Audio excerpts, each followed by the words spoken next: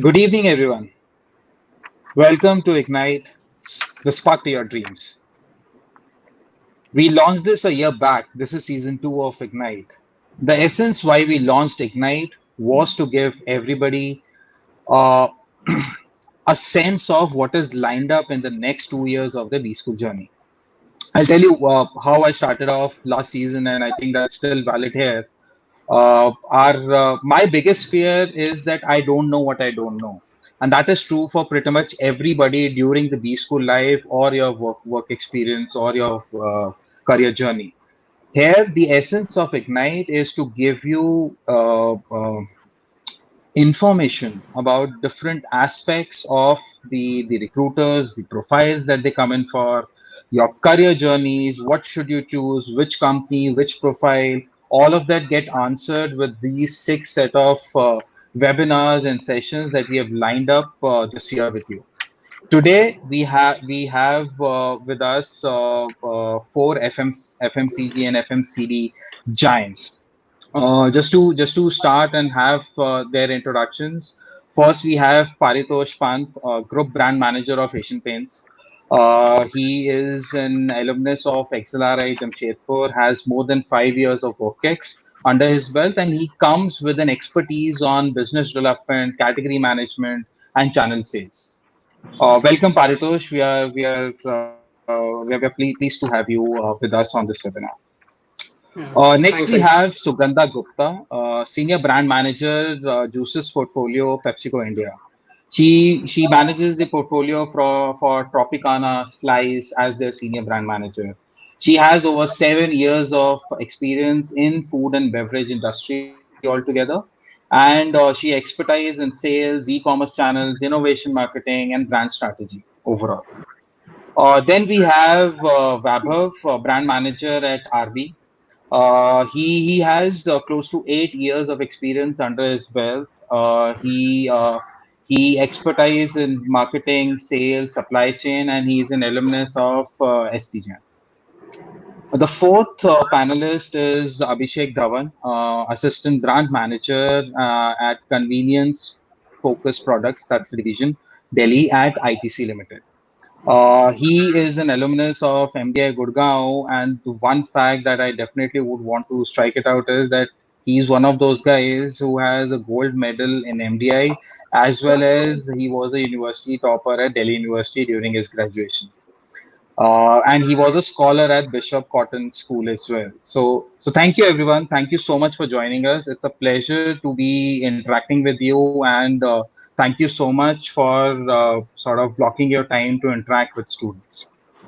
The first question, because we are dealing with the first year students who are yet to join B schools, and everybody, though they would know the products, they may not know the companies, and they may not definitely know this whole industry segment, FMCG, FMCD.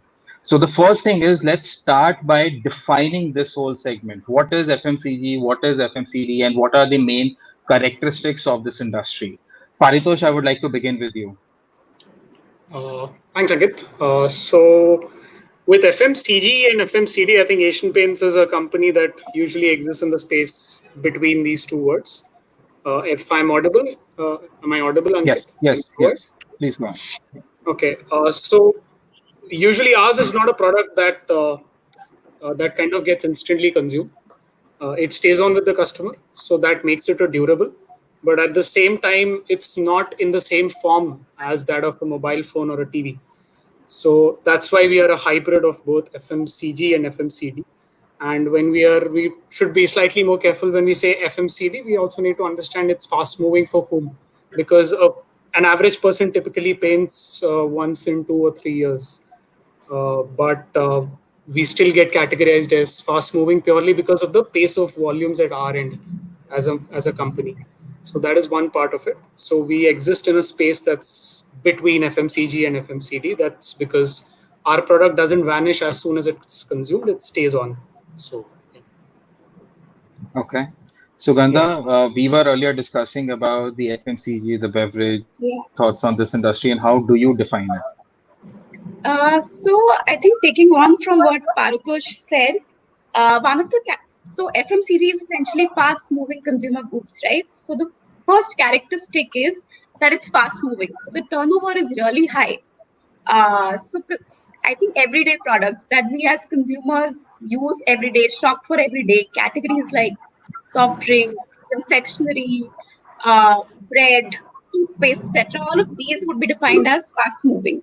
So I think that's what the category encompasses. For beverages specifically, I would say, I think this is something that we discuss internally and between the industry, that it's very fast-moving. And I'm sure for cigarettes also you would say the same when we're discussing ITC, that it's not just fast-moving. The rate of turn is even higher than a regular FMCG product. So that's how we define it. Yeah. Okay, let's move on to Vaibhav. Yeah, thanks, Ankit. And I think between Sugandha and Paritosh, we pretty much have the definition of why and when would you address it as a fast-moving good. The only difference I would say from RB's perspective is that we are mainly a health and hygiene company compared to, let's say, a Pepsi, which is more in foods and beverages, etc. However, the speed and the turn of your goods in the store would still be comparable. The stock levels of, I think, hygiene products would be slightly higher, and the turn would be slightly lower than that of Pepsi. But more or less, the way we cover our outlets, the way our stocks reach our consumer, would be fairly similar. So I guess yeah, that's to that. Okay, and Abhishek, ITC, the biggest portfolio in terms of different segments or so. How at ITC you are defining this industry? Yeah, thanks, Ankit and Vaibhav. Taking on from what Paritosh, Sugandha, and Vaibhav have already mentioned. So one difference with what we feel at ITC is that we operate in products which have a turnover ratio of a single day to somewhere around a 3 month or a 4 month cycle. So FMCG per se fundamentally lists as in the products which have a turnaround time of 5 to say 30 days. It may vary by 10-20%. But yes, we at ITC, as Sugandha already mentioned, we have very fast moving products to products which might be with the consumer or at the outlet for more than 3 months also, referring to our stationery products. So that's pretty much about FMCG. And yes, so we operate it in through different divisions, and hence we are able to operate it through a different cycle and the operational cycle as may be convenient for different products. Okay. Now, the second is sort of related, right? Right now, we define the industry overall. All four companies and all four of you in that industry as well, you cater to different segments, right? Beverages, paints, food, ready-made food. So, if we can take 2 minutes per panelist, and if you can also give some interesting facts or maybe the products that you guys are doing, how it is moving, which segment your company is at, so that they can sort of associate that, yes, oh, this product, oh, this is from RB, because they wouldn't know that association at this point in time. So I would want each one of you to take about 2 to 3 minutes and define as to what products are you selling and maybe some interesting facts about them. We can start with Abhishek. Yeah, thanks, Ankit. So we at ITC work both ways, backward and forward integration both. So we have an agribusiness division. If I were to talk about the products we are into, for example, our Be Natural juices, we sort of support around 4 billion farmers from where the pulp is sourced. Similarly, for our stationery products, we are dependent on a bamboo supply chain, which is based in India only. So all of our products are sort of the products which are so the raw materials are primarily sourced from India. But at the same time, if the quality and the superiority of the product demands, we also go outside. For example, the Fabel chocolates, the chocolate, because it cannot be sourced from India, it comes from Madagascar. Similarly, if I talk about the coffee, Sunbean coffee, we are into it. The beans come from Nakamalai, which is based out of Brazil. So that's how. So, but we fundamentally, as a company, because we believe that we are truly Indian and we are absolutely vocal for local, all of our products are sourced from India, and we also believe that we should support the livelihood. So to say, if I were to put across a fact, we are supporting around 6 billion livelihood from our day-to-day operations. So that's about it. Wow, that's staggering. Okay, let's go to Sugandha, Yeah. the beverage. Uh, Yeah. yeah. So talking about PepsiCo, PepsiCo is the second largest food and beverage company in the world. So I think that's something that we really take pride in. We have a wide portfolio across food and beverages categories. We define it into three segments essentially, which is fun for you, which would be your Pepsi, Lay's, Kurkure, etc. The brands that consumers enjoy on a daily basis. We have better for you products like a Pepsi Black or a Diet Pepsi. We have good for you, which would incorporate categories like oats. Quaker Oats is a PepsiCo brand, or products like Tropicana juices, etc. So that's how we define the categories that we operate in. In fact, in India, we entered in 1989, and in the last 30 years, I think I would say that all the Indian consumers have literally grown up on the brands that PepsiCo operates in. We have Pepsi, 7 Up, Mirinda, Slice, Mountain Dew, Kurkure, Lay's. In fact, Kurkure, one interesting fact, it's a homegrown brand. It's now a global innovation across PepsiCo, but it was originated in India. So that's actually, an interesting thing. We have Starbucks in our portfolio globally. We work with Starbucks for the last 20 years. So their bottled beverages are actually developed and sold by PepsiCo. So that's the kind of portfolio we operate in. In fact, with all these love mark brands that are really part of the portfolio across the world, an interesting trivia actually, across the world on a daily basis, around 1 billion times a day, consumers enjoy our products. So that's an interesting thing, and that's something that we really feel proud about. Billion times a day. Yeah, Wow. yeah, Thanks, billion Sugandha. times. Yeah, thank you. Yeah. Paritosh? Okay. So this is a more of a demystifying for Asian Paints, because since about the late 1960s we've been number one in paints. So most of the people think that that's the only thing we sell. But the newest kid on the block is our sanitizer, which I kind of ordered for the first time on Swiggy. So that's the newest kid on the block. But going in a reverse chronological order, we've dabbled with waterproofing, we've dabbled with painting tools, we've dabbled with home services. We've also gone into wallpapers, the range of our own. So paints is, yes, definitely a very big foundation of the entire range, but there are a lot of layers that we've added on top of it. And there is also a health and hygiene angle to it, as we are stepping into a post-COVID era. So we already have paints that cater in that zone, and at the same time, we are looking to, uh, figure out how we are going to welcome our customers back to the same stores in a possibly hygiene and health conscious fashion. So it's usually a misnomer that AP sells only paints. That's probably because our name and the brand is predominantly echoed that particular leadership. But then we've also been trying to brand ourselves as AP, and we are now positioning ourselves as a home decor company and not just as a paints company. So pretty soon you might see a lot of other offerings which are very far away from paints, but predominantly in the home decor space. So Nice. And I think the newest kid on the block, the sanitizer, was in and out in about 9 to 12 days, if I'm not wrong. I read a story. I yeah, don't remember the number of it's days. about that much time.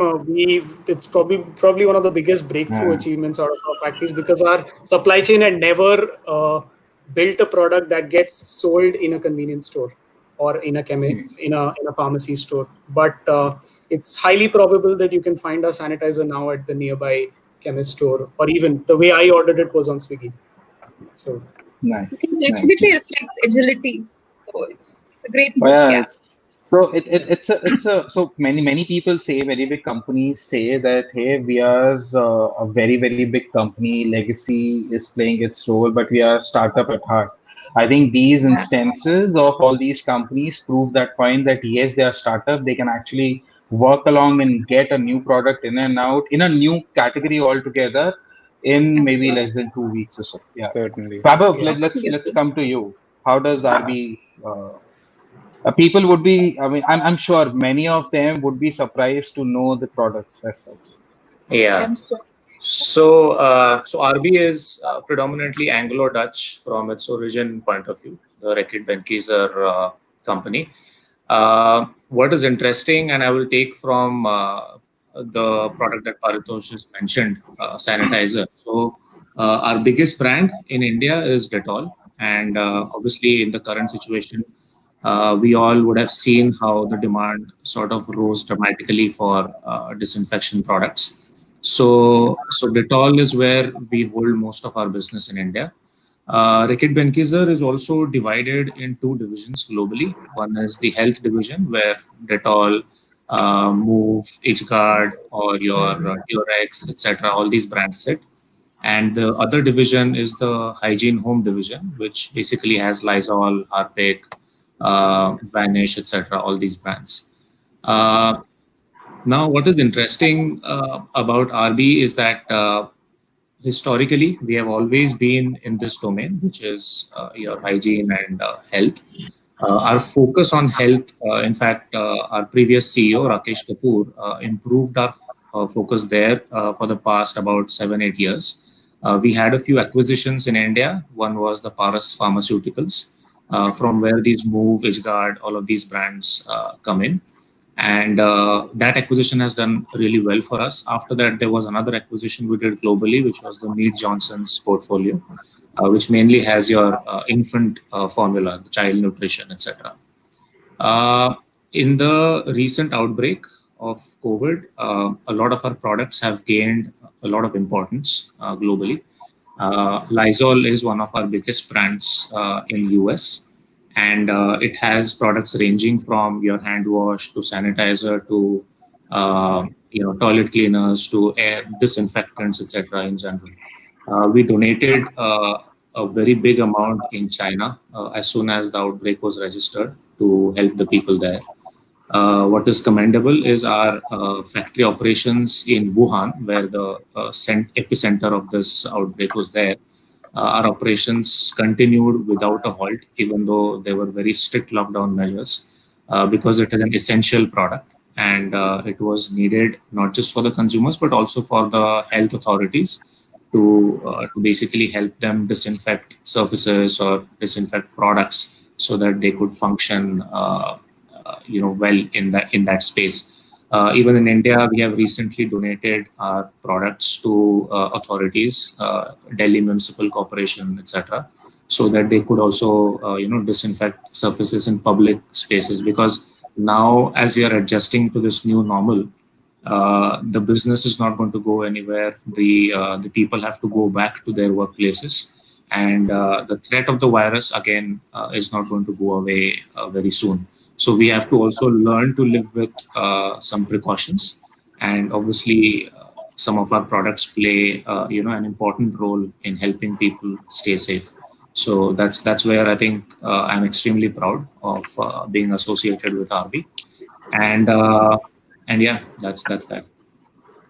Nice. I just want to you mentioned that how COVID has put emphasis on certain product of yours, right? Yeah, yeah, They would have also changed some characteristics of, let's say, how you're managing your business and for the overall for the industry as such, right? FMCG, because yeah, everybody wanted those foods. I mean, there was a time for I think 2 weeks where you couldn't get anything on the shelf of a general store, and then suddenly everything went smooth again.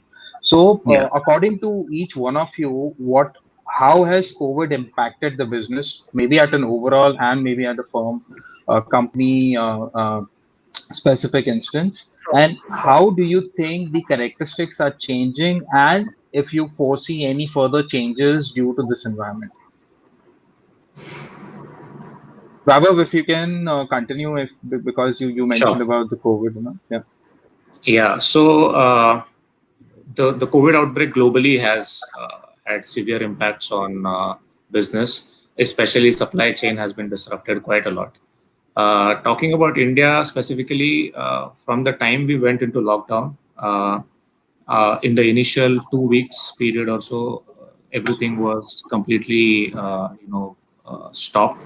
So most of our activities were not progressing as normally as they typically would. but factories were still operating because most of our goods get classified under essential goods for disinfection. So the factories were operating at a lower strength because social distancing has to be observed in factories, and you can only have a certain number of people working in one particular shift. So we still are not working at 100% capacity in some of our factories. As in what that is the first effect that this COVID situation has had on our overall supply chain. Then talking about the stores, so the retail environment we typically break down into three large buckets. One is the traditional trade, second is modern trade, and third is your e-commerce. Now, out of the three, again, in traditional trade, your essential stores were open. So medical stores were open, grocery stores were open, barring, let's say, the containment zones, etc., where stricter measures were in place.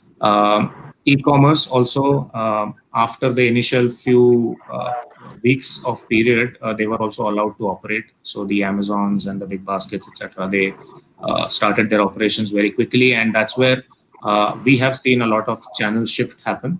So consumers who had access to e-commerce platforms and would not have preferred to go out to do their shopping for safety reasons, so were availing that option. Modern trade is where a lot of your large modern trade chains are classified. Also, these smaller outlets, which are sort of in a modern trade format, where a consumer can straight away go inside and pick the products and don't have to wait at a counter. These stores we have seen that have suffered quite a lot because the footfalls got directly impacted. People did not want to go into a store where there could be a crowd, etc. Some of these stores adapted quickly, started doing home deliveries. So that helped them sort of get back to some lost ground that they had. So that's from the channel or distribution point of view. And just one last bit on the consumer point as to how preferences are changing and how overall perception about disinfection is changing, because we have been in this industry for quite some time, and a lot of our brands are category leaders. So despite that, what we have seen is that in the last about 2.5 to 3 months, interest in disinfection products or interest overall in viruses and germs and how the diseases spread, etc., has gone up dramatically. Also, credit to the way government took over this campaign of driving awareness around COVID, be it ringtones or be it TV campaigns, etc. So that has gone up dramatically. What has also happened is, if I were to just give you a perspective, we did a global consumer research to see how the consumer sentiment was changing across countries. And even before the COVID outbreak sort of got serious in India, the concern levels were already very high compared to a lot of other countries where the number of cases were far ahead of us. So that's also because of the way public healthcare infra is and all of that. But at a consumer's level, they were also trying their level best to have, let's say, sanitizers at home or different liquids, different spray products to sort of try and disinfect everything that they were buying. So that's how the landscape is changing the way we are seeing.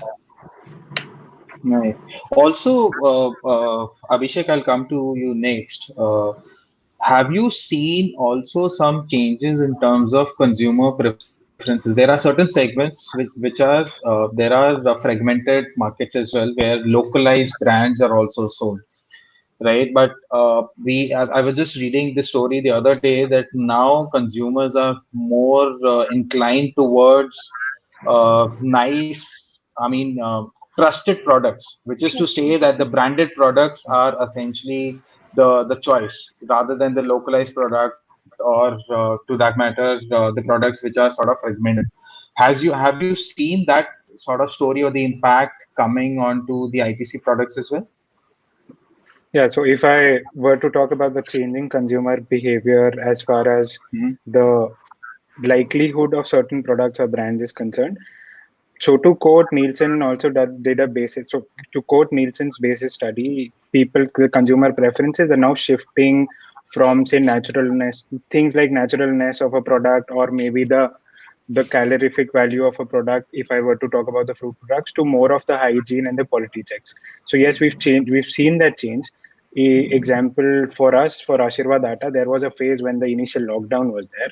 We've seen that people started moving from private labels to branded products, maybe Ashirwad Atta for us or for other branded atta.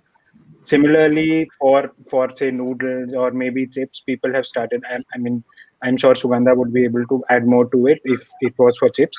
People have started moving from all the private labels and the local brands to branded products because they've become more conscious about how many quality checks a product has gone through, and not about how is it priced about. And so this was further complemented by the supply chain readiness of the companies. If you are a brand, if you have a good distribution chain, of course you will be able to get back to market as soon as possible.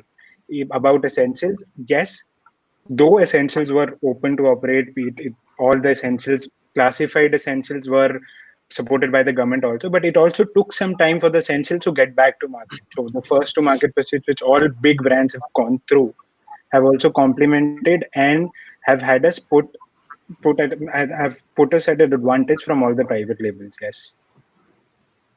Okay, all right. Let me go to Sugandha because that's related segment, and then I'll come to Paritosh. Sure. Sure.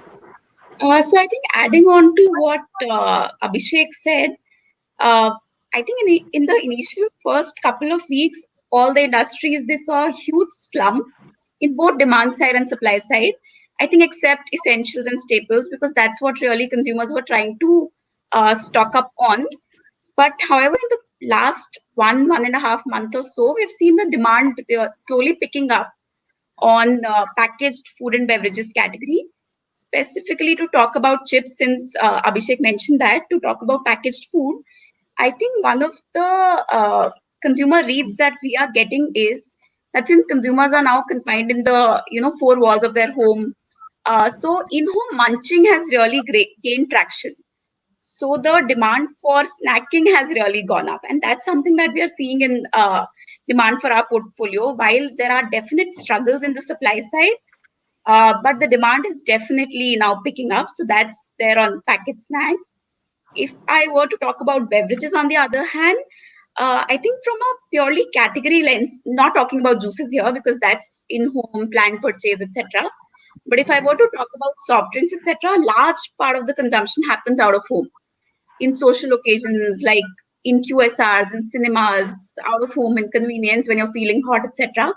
So I think that part of the business is definitely impacted a lot more. But one interesting change that we're seeing is that now the larger packs are selling more because since people are consuming it in home, so grocery is now gaining salience for us a lot more versus eateries and convenience. And the bigger packs are selling a lot more versus the smaller packs, which we used to sell on a single serve or in home, out of home consumption. So that's one of the trends that we're seeing, and we're definitely trying to leverage that. I think building on to what Vaibhav tried to capture, the 2 points that I'd like to cover. First one on retail, I think absolutely bang on. While for organizations like us, traditional trade is the largest source of business, and that always will be important, but it's definitely going a turmoil right now with consumers really scared to step out or not, moving on to spaces which are crowded, specifically from a modern trade perspective. So e-com definitely has the spotlight right now, and I think PepsiCo as an organization, and since I was part of the e-com team, so I think we've really always believed in e-com, invested a lot in e-com. So all our campaigns now are really linked to e-com to ensure that we're driving sales through e-com. So that's one piece. The second one is from a consumer standpoint and what we as brands are trying to do. I think what's important in this scenario for brands is that you have to be very, very relevant. You have to be contextual, and brands cannot be seen as opportunistic to the consumers because this is not the time to be opportunistic, right? So that's one of the things that's really the guiding principle for us, for all the brands in our portfolio. To give you a few examples, on Lay's, which is one of the largest potato chips brands in the world, we did a campaign which was more purpose driven, which was basically called Heart Work.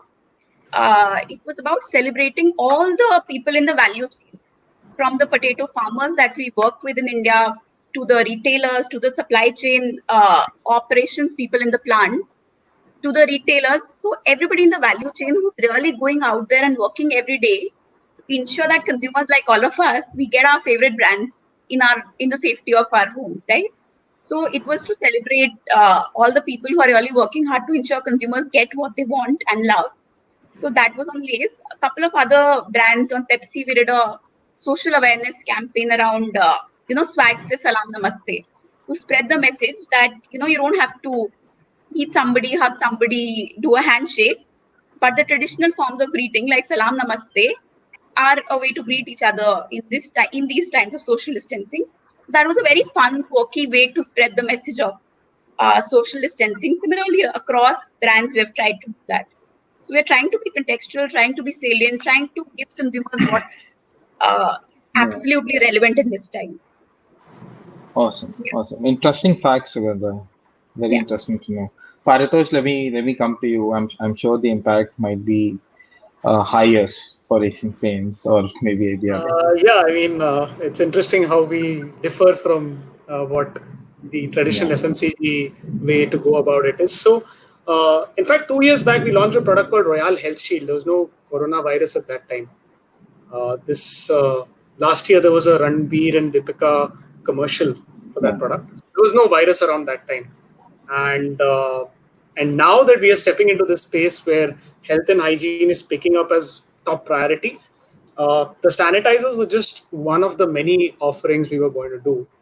The next big thing which happened was we launched a San Assure service, which was like a sanitize your space service. Depending on the city you live in, you can still access it. So obviously we were a bit surprised with the fact that we expected paint to not be on the top priority of a lot of people when we got into the lockdown. But we've habitually been surprised by the paint's consumption patterns in India. And it's something that's been going on for decades now. So the data which we sit on always keeps giving us a lot of optimism, and that has not stopped us even during this time. It's interesting to see how we will be championing the health and hygiene space as a service in the times to come, along with everything else that Asian Paints has to offer. That aside, coming from the company standpoint, I see the 2020 batch having already been onboarded. The summer trainees also worked with us. So it's very business as usual when it comes to AP across the April plus May phases. So both these things make me think that things are going in the normal direction, but we need to probably have a very bespoke offering considering the times we are stepping into. Okay, nice. And I think, Sugandha, when you were talking about that here, the brands also need to be relevant and need to be, I would say, so I was reading this campaign, not a campaign, but Netflix took a call that whoever has not been paying them whoever has not been using Netflix for 3 months, they have stopped deducting money from their automated accounts. Now, if a brand does that, it actually goes a long way from the consumer, because people just sort of give their credit cards and leave, and they're not using it. But still, brand makes a conscious choice to ensure that they're working towards their users altogether. And I'm sure all the brands, once they start using those campaigns very, very nicely tied with what users are looking at, how the emotions are changing due to COVID and all, they will go an extra mile. Now, I think having absolutely, discussed, Ankit, just adding sure, on that, I sure. think one of very interesting statements that I heard in the recent times was that, consumers might not remember what you offer them, what promotions you give them, what pricing you give them, what value you give them, but they always remember how you make them feel.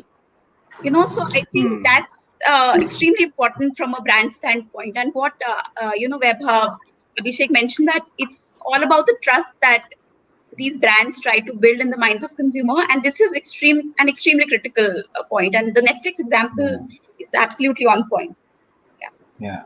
And also, having discussed the sector, the products, this thing, let's come to the students. Okay, and rightly, as you say, that you need to connect with the consumer, need to have that brand, and then trivial things like in students. When I say trivial things, they are not trivial things, but at the start, let's say the packages on offer, the glamorous components of the companies as such. But once they start working in those companies, they realize as to where they need to be, whether it's working for them or not, right? So the one typical aspect of FMCG, though every company has some or the other leadership programs nowadays, just to ensure that they enter without being tagged as a sales guy, a marketing guy, a branding guy, or an operations guy at this point in time. But for students' clarity, if each one of you can sort of uh, give maybe another 2 minutes on this as to whether these four things, sales, marketing, branding, and operations, are looked at as separate four different profiles, or they are clubbed into one profile. How does it go around? What kind of things that each and every profile demands, and how it is linked to the overall growth of the company, though they are different, but they are attached to the overall flow and the growth of the company. For this, I think we can again start with Abhishek. Okay. So about the roles, the roles might be different for different companies. If Yeah. I were to talk about ITC, have we have these roles bucketed into three. One is a pure sales role, another is a branding role, the third one is the supply chain and operations role. So there's no branding versus marketing at ITC. If you are a brand manager or you are into the branding part of it, you are the custodian of the brand as to what would be the communication, what would be the pricing of the product, how would the packaging look like, what would be the offering, etc. If I were to talk about the sales profile, you there are the custodian of the distribution of the product. So how would the product hit the market? What would be the go-to-market strategy? What schemes would the product be operating in? So on and so forth. About the supply chain and operations, that might be further divided into things like vendor management or maybe sourcing of raw material, etc. But here, primarily, you are responsible for how the production of the product, as in the brand or the product per se, would go on. But if I were to talk about the level of interaction we have between these profiles at ITC, yes, all these profiles are directly, very closely knit. The supply chain and the operations guy are to talk through with the sales guy for the sales and operations planning every month.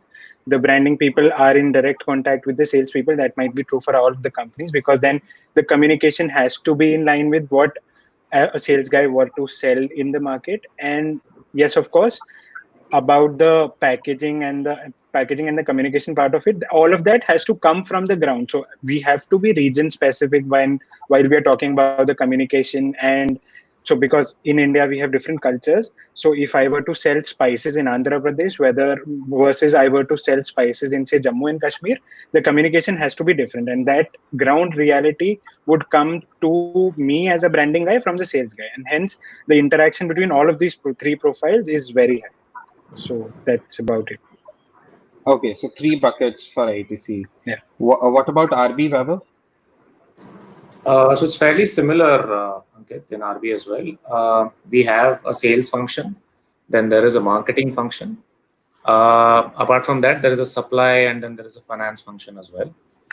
Typically, the management trainees that join RB join in either sales, supply chain, or finance, or HR. Sorry, I missed HR earlier. But marketing, you have to do your sales stint initially. That's what we believe in as RB. After the sales stint, typically based on your choice or preference for the role, and also the availability of the said profile, you can move to marketing as well. So that's how it works. And from interdepartmental or interfunctional cooperation point of view, Abhishek was absolutely on point.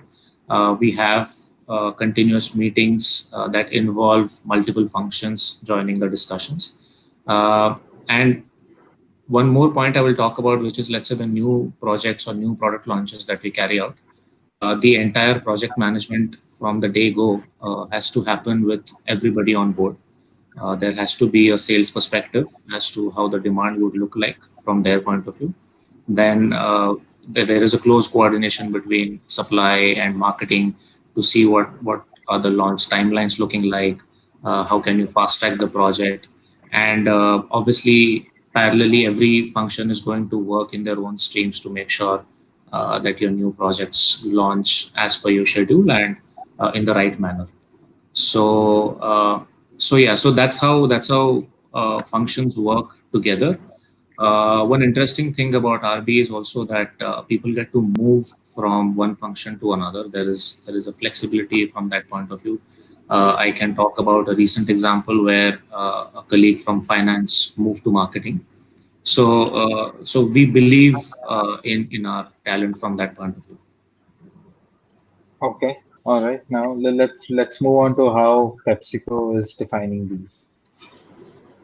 So again, Ankit, I think very, very similar to what Abhishek and Vaibhav mentioned. In PepsiCo also, again, there is one function for marketing. Then we have sales.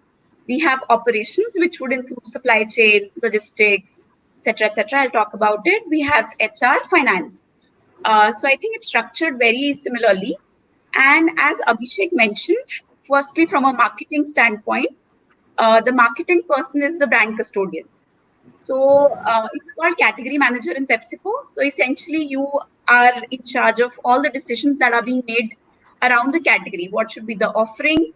What should be the product innovation? What should be the pricing? What should be the consumer communication? So in a sense, you are the owner of that particular brand or category that you're working on.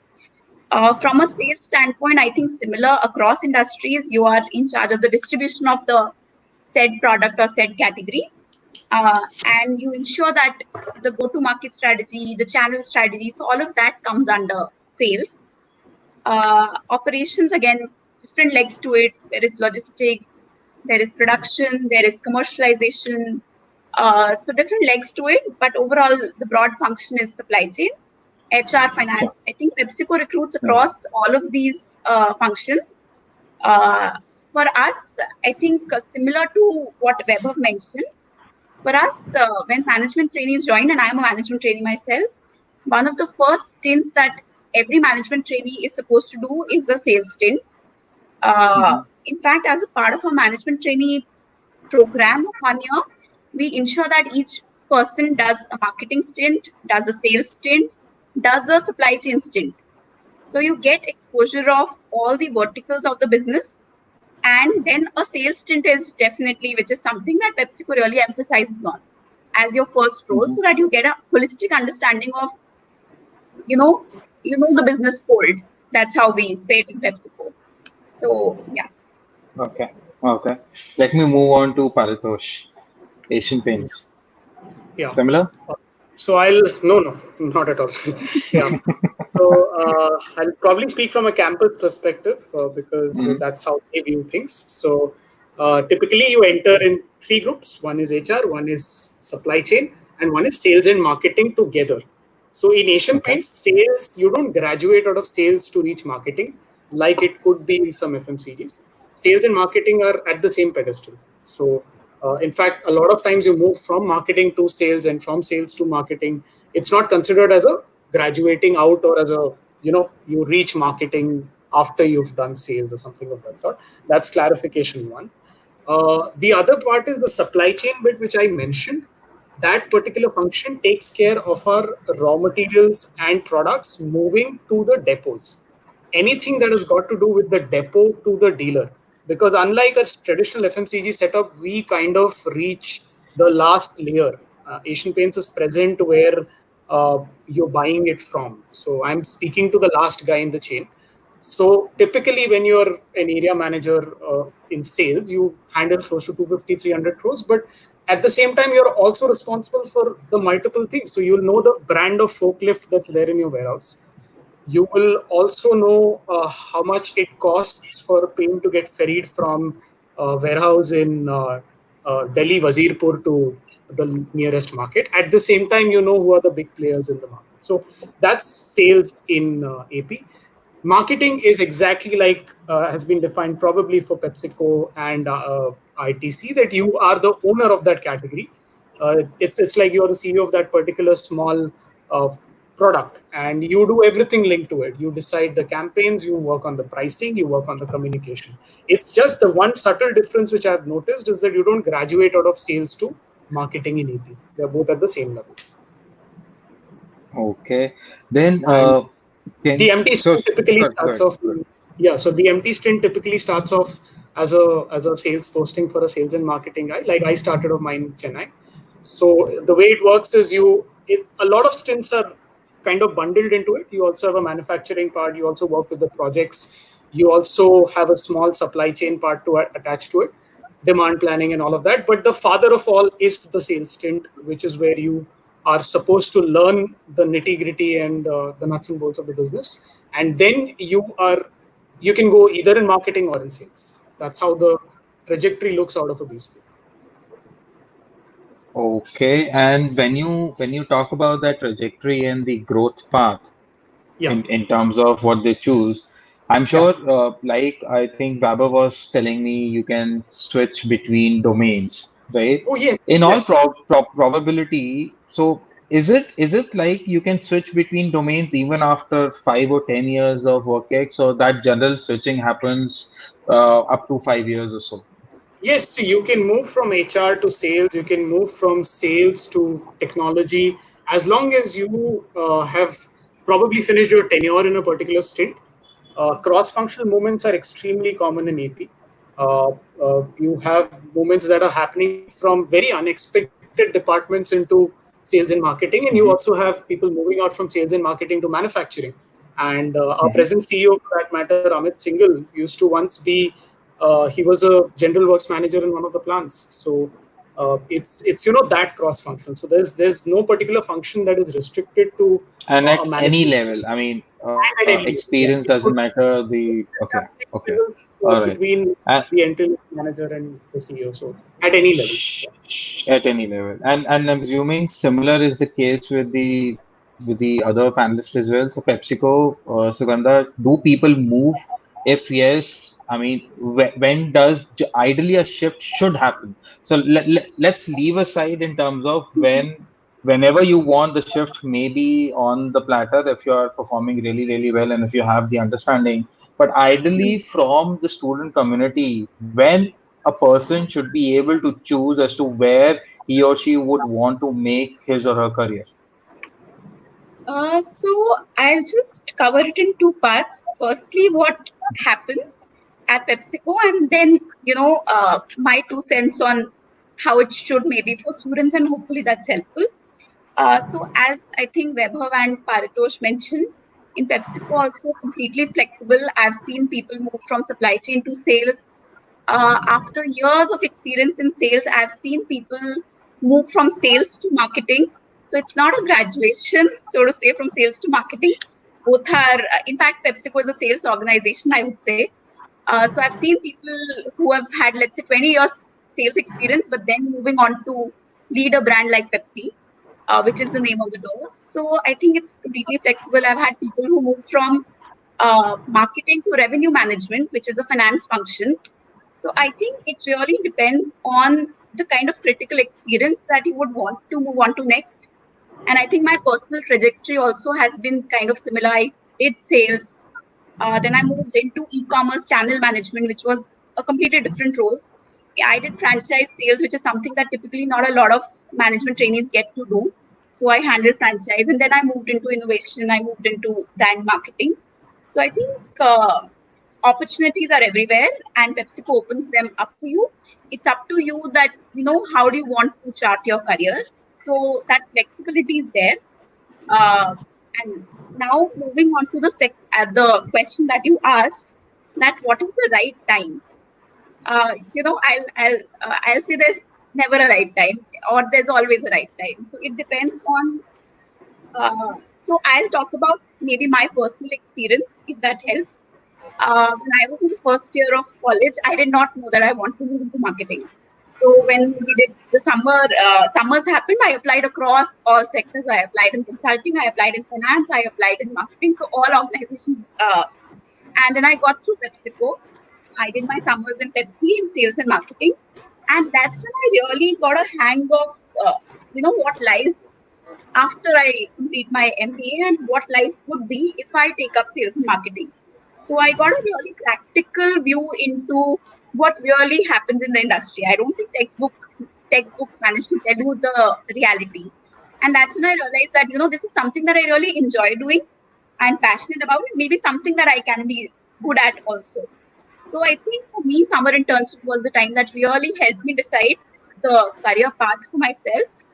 But I've seen people who, my fellow management trainees who joined into supply chain, who, some of them were from Niti. So, you can understand that supply chain is something that they really wanted to get into. But over a course of time, they realized that, maybe sales is something that I'm more interested in. So I would say that, keep your minds open.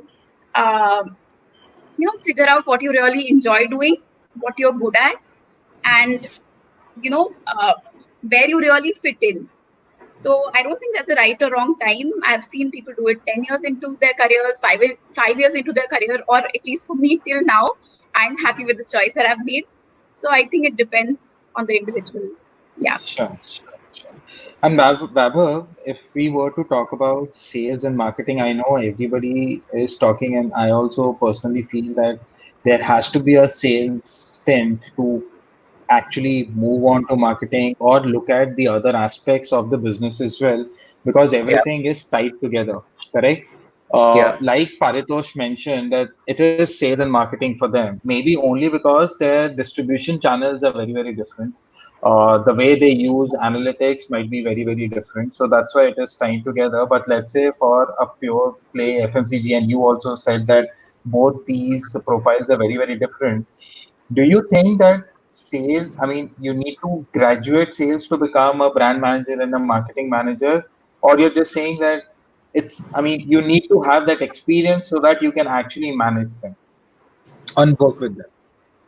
So I think the way I look at it is the definition of brand or product manager was fairly explained clearly by everybody.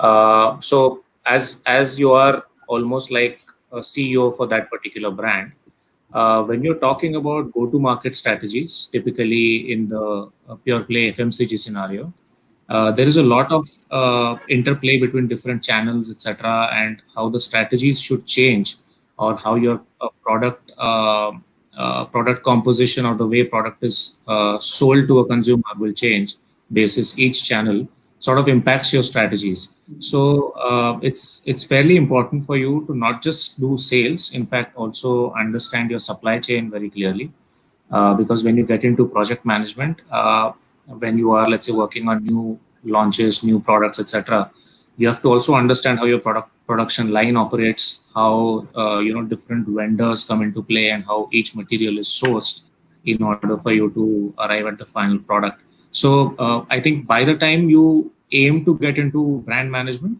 it would definitely help if you have a clear understanding of how your organization's sales infrastructure works, although it's fairly similar in most FMCG companies. So I think that helps. But I would also recommend, that you proactively understand how supply chain as well works. So the management trainee program in RB gets you experience across different profiles in the first year itself. There are factory visits, etc., where you also understand how the backbone works, and that sort of helps you, slightly later when you get into a marketing role. Perfect. Okay. Abhishek, my question to you is a bit different. From the student standpoint, what we have talked about is once you get into the management training program, you experience sales and marketing at a much deeper level to take a conscious choice of continuing in which role in that particular company, right? Think of a student who is yet to join a B school. Okay. At what point in time during the B school journey, and Sugandha rightly mentioned that summer internships are one, but before the summer internship as well, or before you do your finals, how do I choose which industry is good for me, which profile is good for me, or should I be open to all profiles, all industries, whichever comes my way, should try it out, then maybe try and shift, because everybody is saying that I can shift. I can shift from an FMCG to maybe an e-commerce or sales to marketing. Everybody says yes, but when or how do you choose it? Which industry are you best suited for, or which profile are you best suited for? Okay. So here, though, you rightly mentioned that a switch is possible between the companies and intra companies also. So if I'm working in a FMCG sales and marketing profile per se, I might move to a sales and marketing improvement profile in a leading consultancy. But here, what I have a suggestion for the students here is that once we join a B school, we should go there with open minds. We should be A student should be able to relate to, should be able to learn, should be able to analyze as to what is being taught, and also what are the people talking about. For example, if I were to take my example, before joining MDI, I was of the opinion that I would join a consulting. Why? Because it looked fancy to me then. Now, when we started off with the first month and a half, the college companies start visiting our campuses. They give pre-placement talks. People, also business leaders from various companies, come in, tell about their profiles, tell about their companies, and also the peer which we are there to learn. Some people have more experience than you, some have lesser experience than you. If you are a fresher, all of them, you will have people who have more experience from the industry per se, and also the instructors or the professors you have will give you much learnings on how the profiles are, and of course the alumni is coming in. So here I would suggest, I would recommend per se that the students should clearly look into with an open mind as to what are the offerings on table, and then analyze with a clear mind without any biases as to what suits him or her the best. So it is not about that I should restrict all of my considerations to say sales and marketing, or maybe consulting, or maybe a finance role for that matter. I should go there with an open mind and get to. So also, we should not get biased by what people are. So it is not about fancy designations or fancy salaries on offer, or the name per se. If a brand name looks better, maybe the profile at a other company where the brand name is not that fancy might be better than the profile you're getting at a fancier brand name. So here, my suggestion would be clearly go there with an open mind, get all the learnings possible, and you'll yourself get your answer. So Sure. that's I think what. I think I think my so related question in terms of you sort of Yeah. mentioned that please be an open-minded, right?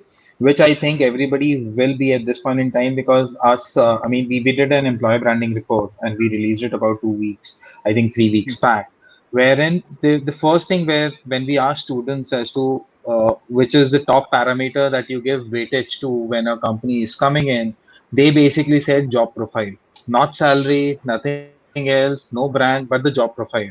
My point is that now, since they are becoming more conscious, right, how should they experience different job profiles during their B school journey? Because it is very, very difficult or different to be in the classroom discussing all of this, or finally, maybe practically putting your thoughts on one industry. I mean, internship you can do it only in one industry, right? You get a chance Yeah. whether that's a yes or no in that industry, right? If you were to do it for three or four and then make a choice, how do you go about it? So the how is something that I think if we are able to tell students, it will be very good. Anybody can take a dig at it. I mean, Paritosh, Sugandha, Vaibhav, or Abhishek, if you have any Okay. ideas for students. Uh, Yeah. So so I yes, think Sugandha, please go ahead. just Go ahead, like go ahead, Sugandha. one And then thought we'll that conclude. maybe I'd like to add here. So I think that's a very valid question. And as a student, I definitely faced the same. As I mentioned, I didn't know what I wanted to do till I did my summers. So I think there are a couple of options that are open to students, which will really help them figure.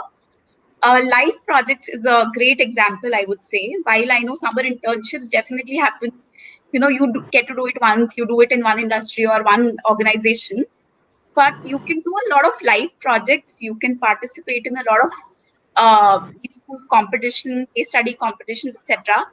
So I think that will give you an exposure into different industries, different organizations, and that's more of a practical experience also that you're gaining out of it, and also you get to know if whether you enjoy it or not. So I think that's one route.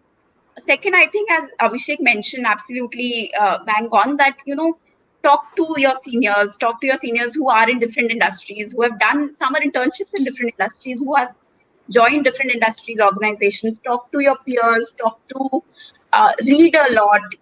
I think just engage with a lot of people, because sometimes you do get a lot of insights from people who have experienced the whole thing. So I think in the end, the decision is yours, but try and experience as much as you can, and that should give you an insight. In fact, adding to this, PepsiCo as an organization, that's something we really actively do. We float a lot of live projects in campuses. We conduct a lot of sessions with students who engage with them to talk to them about what's life like at PepsiCo, or let's say what's life like at an FMCG organization. So I think that's extremely critical for students. And sessions like these, I remember, and I'm sure all my fellow panelists will relate. We used to have so many sessions in B school where we had to ensure that we are wearing our formals, from different speakers from different industries. So that definitely gives you a perspective. Yeah. Okay, nice. Abhishek, you were saying something. Okay, so that was pretty much it. But adding on to that, I would suggest, being a placecomer myself, I would like to suggest the students that you should do a live project, not for the sake of having that live project on your CV. You should do it for the learnings you get out of it. So what we do generally, I've seen students doing is that they want to bring out their profile or their CV to be very strong, and hence that becomes the primary objective of why I'm doing a live project, or maybe a B school live project competition per se. So that should not be the primary objective. That should, of course, be an objective, can be secondary. Primary should be that you should get your learnings out of it, and then you will be able to excel in whatever you want to do. And also about competitions, ITC also has Interrobank, through which we also hire people for a management trainee profile. So that's it. You should get into it, learn things. You'll get your answer as to what should be your choice at the B school, and that's pretty much it. Yes. Okay, all right. Vaibhav, do you want to add anything on this?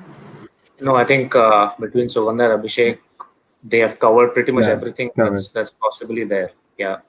Sure. Paritosh? All good? Yeah, I am in agreement with what they've said. Sure. Yeah. And what they said made me smile only because competitions and projects is our bread and butter. So if you guys go on Dare2Compete, you can find any number of competitions that exist, and you can sort of participate in that. I think, but I mean, genuinely, I'm saying not because it's my bread and butter, but they give opportunities for you to learn, and that's why you should participate, irrespective of whether you win or make the cut. Yeah, X of your internship, that's the closest you'll come to experiencing Exactly. what an industry is like. Right. And the other thing, which I'm sure everybody is wanting all of us to answer, what are the key skill sets that are required by the recruiters when they come on campus? That's one. There are three parts to this. That's one. The second is whether those change with respect to certain attributes, let's say a fresher versus a work ex, or diversity, or maybe the background. And the third is that is there any change in what used to happen earlier and what may happen because of COVID? Who would want to take a shot at it? Let's go with Paritosh. Okay. As a skill set, I think AP is looking for people who can process data really well and who are okay with mobility and roughing it out in the markets. Essentially, it's a company that relies a lot on data, your ability to process data, and a lot of field understanding. So those are probably the only two skill sets that AP would consider, apart from the culture fit part, which I think every company is looking for. Post COVID, also we don't see our. I don't think that aspect would change or anything else would get added. Yeah, that's all there is from my side. Okay, all right, Sugandha. I think from a PepsiCo standpoint, I would say that one of the most critical things that we look for is that the candidate should be a cultural fit. It should have a very strong value system, an open mind, and the willingness to learn, be agile. One thing that as a management trainee, as a summer intern who joined PepsiCo, I think PepsiCo really values people who act as owners. That's one of the biggest values that PepsiCo takes pride in. So, somebody who, so I think from a cultural fit perspective, somebody who meets all these criterias uh, who fit well in PepsiCo, because I think what we believe in that if you have all these value systems, if you're willing to act as owner, if you're willing to learn, understand, if you have an open mind, you could fit in into any function. But I think adding to what Paritosh said, I think one of the things that PepsiCo also really values is that we have a huge emphasis on sales. And when we recruit, the first stint that everyone does is a sales stint, because it's extremely critical for people to understand the market realities, the nuances of, the selling system. That's something we really have an emphasis on. Yeah.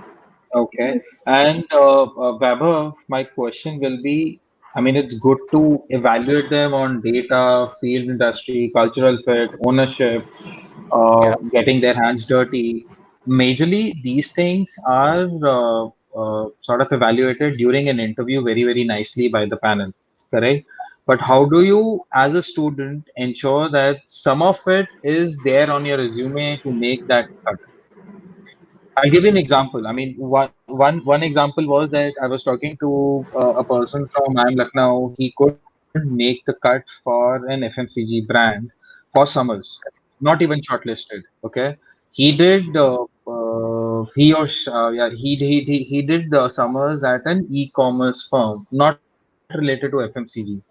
And then during the finals, he made the cut to an FMCG brand only because of certain changes that he made during that 1.5 half year period, right? So, what do you think that how should they be reflecting that in their resume for the first shortlisting to happen?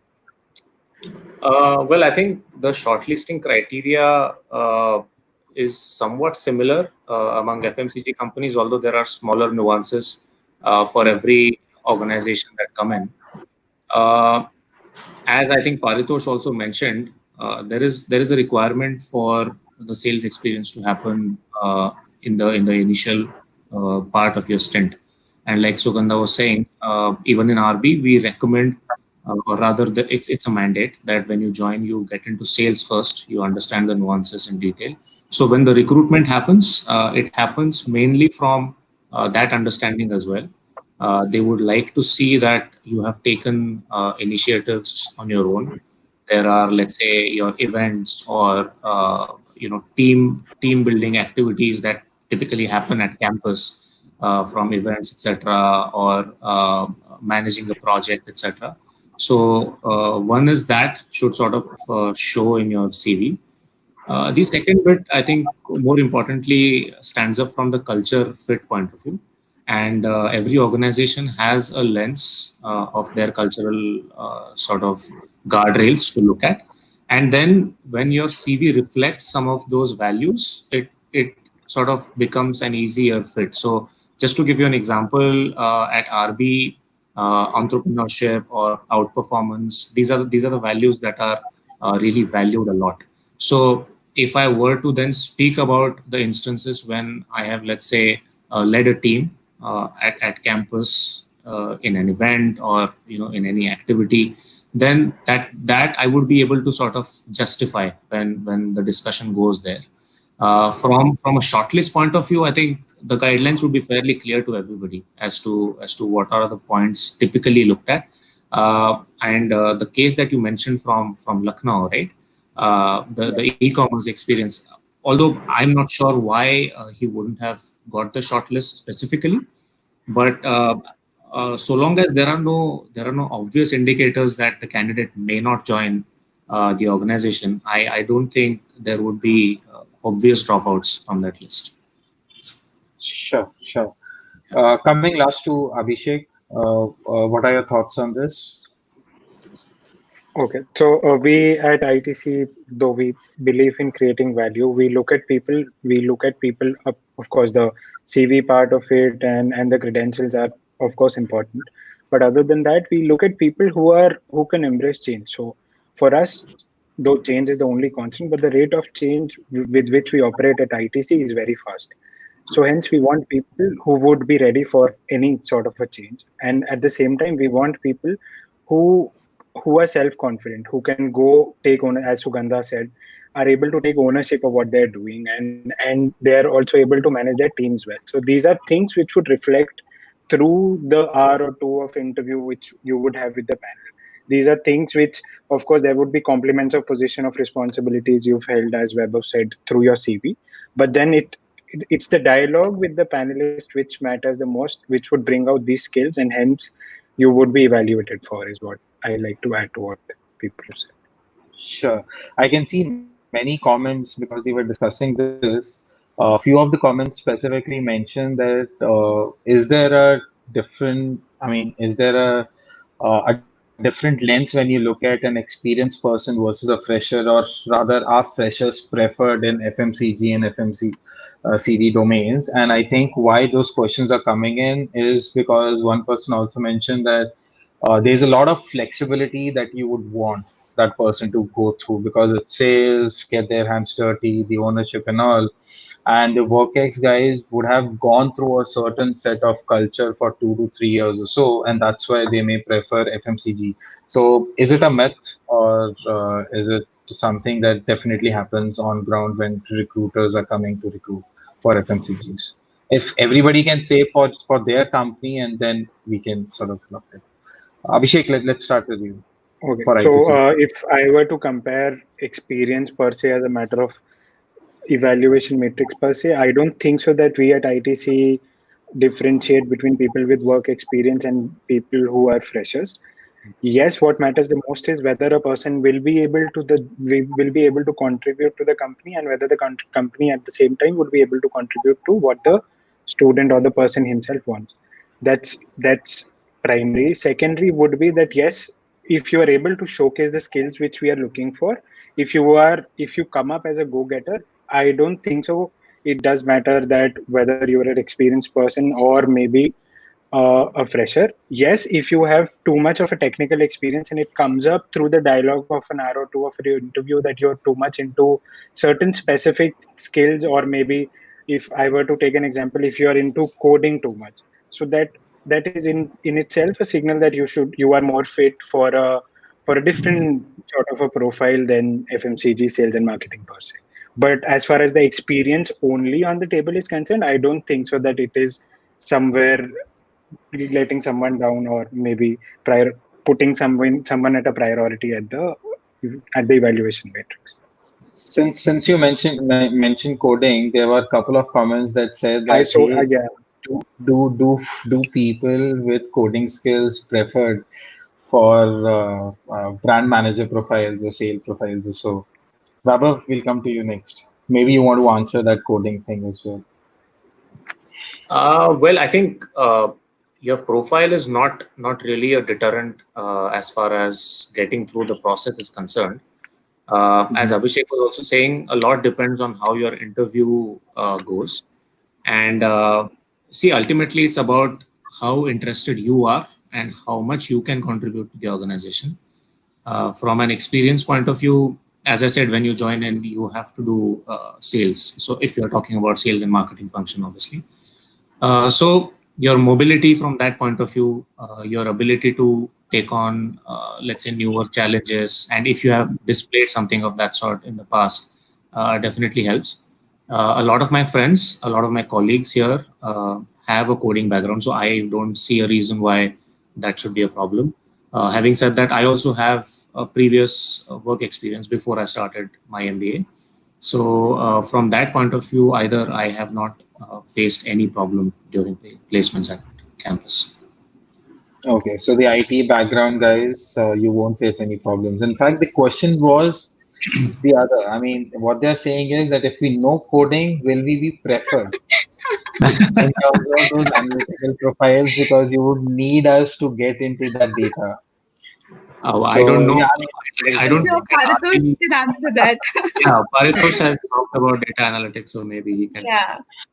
There is another question. I'll come to that, and then I'll let Sugandha answer this, and then I'll come to Paritosh because there is a specific question on analytics as well, as to how important is analytics for brand manager profile or so. So Sugandha, if you can talk about the FMCG PepsiCo for the experience and freshers, and then we'll go to Paritosh. Sure. So I think a lot of it Vaibhav and Abhishek have already covered. I think so. I also have experience before my MBA, and that never acted as a deterrent. When I got shortlisted for PepsiCo. So first of all, I don't think it's about work experience or being a fresher. Secondly, I think it's about diversity on your CV, as Vaibhav mentioned. So the different kind of experiences you've had, maybe it's about the clubs that you're in, the kind of projects you've done, or maybe different life experiences. So for example, maybe you've done social work, or the kind of qualities that you display through the CV is something that recruiters, including PepsiCo, I think are interested in. I have a couple of friends who have been hired from ISB, who definitely have a lot more experience. I have friends who are from different backgrounds, from different nationalities. So I think different experiences on your CV is something that companies really value, because you bring different skill sets to the organization then. So I don't see that as a WorkX as a deterrent. Coding being something that makes you a preferable candidate, not to my knowledge. I really hope so, though, for the people who are asking it. Yeah. Let's go to Paritosh. Paritosh, the analytics is the big buzzword now. So many people are asking it. I'm sure you would have seen. How does that add value to the brand manager? I would like to differentiate the analytics bit from your ability to process data. So analytics is also a skill in its own, where you're able to come up with dashboards and you're able to simulate a lot of stuff. But that separates yourself from your raw ability to process data. And the latter is what probably a company would be more interested in. Answering the earlier questions also, I don't think there is a fresher versus experienced bias that gets into recruitment. My MT batch 5 years back was a mix of both. In fact, a fairly equal mix of both. So I don't see that happening either. And so I think analytics is, there's a very sorry, I think I got skipped for a bit there. Yeah. But we lost you for 5 seconds. So I just referring to the raw ability to process data is enough, and that's probably what we're looking for. And the other point which I wanted to make is probably each company, and including and especially AP, these are institutions in their own self. So they'll start a different process of educating the person as soon as they get in. While they're expecting contribution from you, there is a new learning process that starts. So probably there's some bit of unlearning and some bit of new learning curve that will start. And I don't say this just for AP, I say this for almost every company that people. Yeah. And I think nowadays, as you rightly pointed out, the speed or the way you're processing data is now helping you in everything that you do, because you're sitting on massive data sets. And just for the viewers, I mean, coding is not really required. I've seen guys from arts and science, humanity backgrounds doing really good at data, just learning the Excel skills. Economics graduates. Right. I mean, they're very good at what they're doing. The other aspect was on the online courses. So now, since everything is happening virtually, people are hopping on to Coursera and the other platforms and virtually doing n number of courses. So one is that, is it adding value on the CV for the recruiters? That's one. I'm sure it will add value as a professional, because you're at the end of the day that you're learning something. But is it different from what you do in a B school environment? Definitely, because in person those discussions are so. So if Abhishek, you can start and you can sort of put your 2 cents on this in terms of whether online courses are valued the way the regular courses, or how are they sort of adding value to the resume, if at all. Okay. So because you mention about the straight comparison between what we do at a B school versus what online course would get me into. As far as the learning is concerned, if any course, may it be one at the B school or an online course, if it is adding value, if value to yourself, if it is getting you to learn something, yes, it is good. But at the same time, if an online course is offering you networking also as a complement, which fairly many online courses today are doing, where you study as a bunch, as in you get your learning as a bunch of people and you get to learn from each other. There are open discussion panels also. That would any day be better than the normal online courses. But if you were to personally ask me, if we are into a state comparison between what we learn physically, being physically present at a B school, it would be somewhat better than an online course. But at the same time, the learning is what matters at the end of the day, is what I think. Sure, sure. Vaibhav, your thoughts? Yeah, I think in today's times also there is a lot of learning out there, which probably might not be there in your B school curriculum. A lot of cutting edge stuff on, let's say, AI and the way it's impacting. If I were to talk about our industry, the way marketing is changing because of that, for example. So if it interests you, I think you should definitely go for one of these courses. And what I would also suggest is make sure that you are learning something new about your own interest. So don't do it just because, let's say, there are a few friends of yours or people around you are, suddenly taking interest in something. Do a course where you have, let's say, a bit of the fundamental understanding as well. Let's say a subject that you already are doing in your B school right now, and you would like to complement it or enhance your understanding in that particular subject by doing a course, you should definitely go for it. Okay, all right. Sugandha, what are your thoughts? So I think with Abhishek and Vaibhav on this one, I think the most critical part is learning and your own development. So and absolutely, as Vaibhav said, there is a lot of cutting edge stuff out there, which is something that you might not learn as a part of your B school curriculum. So I think learning from all spheres is important. And if that interests you, definitely go for it. And I would say not just restrict it to something which is very functional in nature or business out. I think anything that interests you. Let's say, I mean, if you want to learn a language or if you want to learn anything else which is out there, I think it definitely helps you enhance yourself as an individual.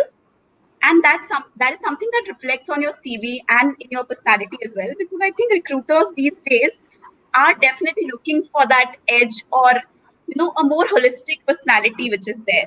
So different things like that helps you build your CV, build yourself also as a more holistic individual.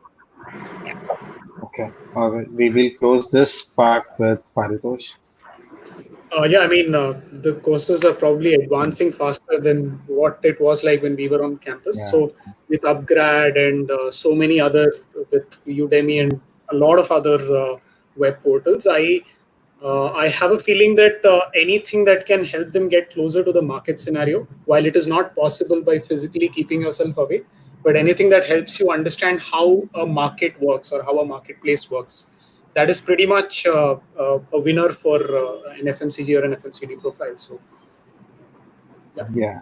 And personally, I believe that do courses for learning, they may or may not add value onto the resume for the shortlisting. But I'm yeah, sure when you're doing the interview, you will be able to talk about it and add value to the conversation that you're having with that interviewer. I think that's more critical. But having said that, I am a great believer that online courses cannot replace the in-person professors, peer-to-peer learning, and those discussions. I mean, the MBA is, let's say, a transformation journey, not a knowledge center per se. So that happens with discussions. Okay, in the interest of time, now we only have 5 minutes left.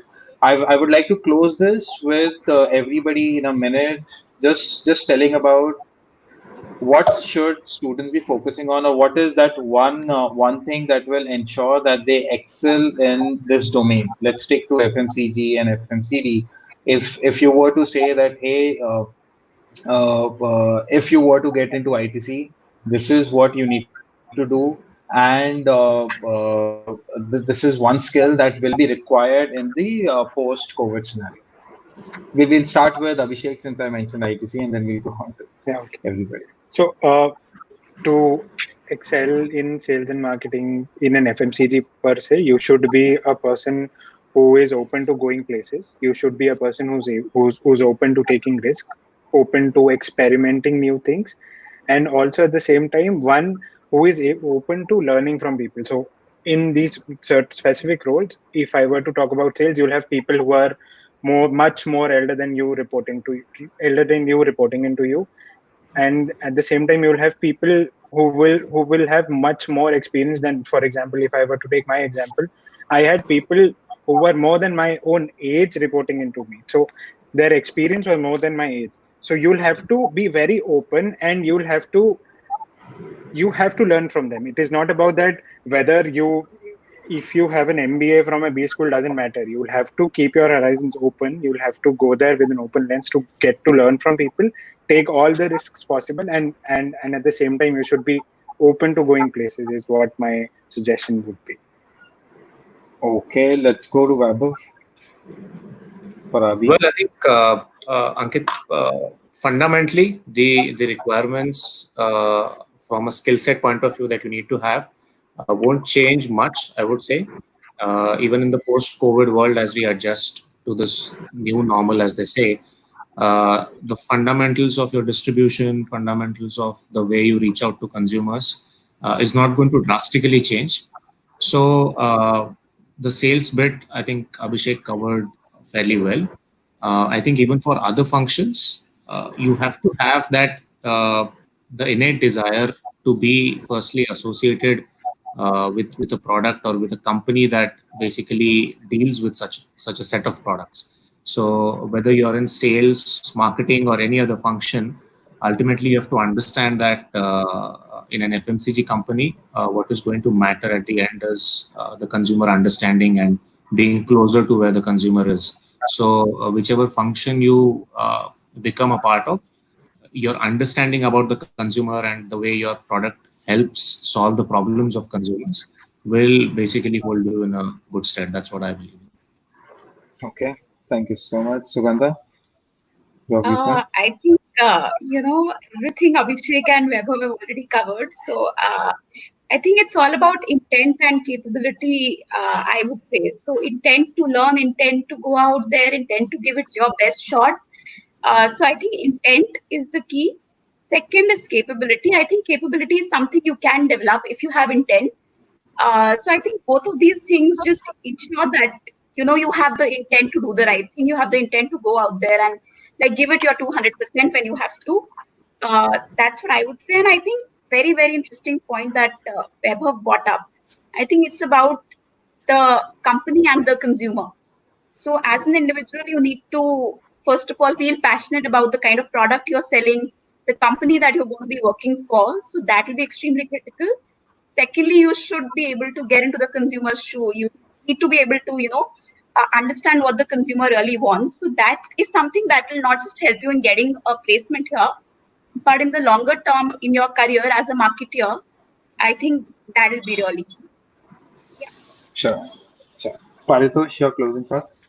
Yeah, I think one would be just be open to challenging geographies of the country, because the way sales happens across India is drastically different even after 100 kilometers. So be open to that challenge. Be ready to work in a very entrepreneurial mindset. While it sounds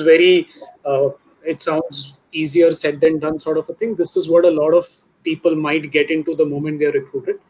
And the last bit is the data part. Any opportunity to help you sharpen that. Awesome. All right. And for all our viewers, I would like to say if you like this session, please do share it among your network just to ensure that they also get some insights. Tomorrow, we have a great lineup, and this is probably the first time in the B School history where we are getting the top four conglomerates, all of them in one panel discussion. So we'll have Reliance Industries, Tata Sons, Mahindra Group, and Aditya Birla Group, all four of them giving you a sense of various leadership programs that you can go through and how the trajectory is. Thank you so much, Abhishek, Paritosh, Sugandha, Vaibhav. It was an insightful discussion, and I'm sure our users liked it. And I can see in the comments already that they are thanking all of you that the discussion was meaningful. Thank you so much for joining us. Thank you so Thank much. you. Thank you, Ankit, and all Thank the you. best to the students. Yeah, All the best. Thank you. All Thank the best. you. bye bye. Bye.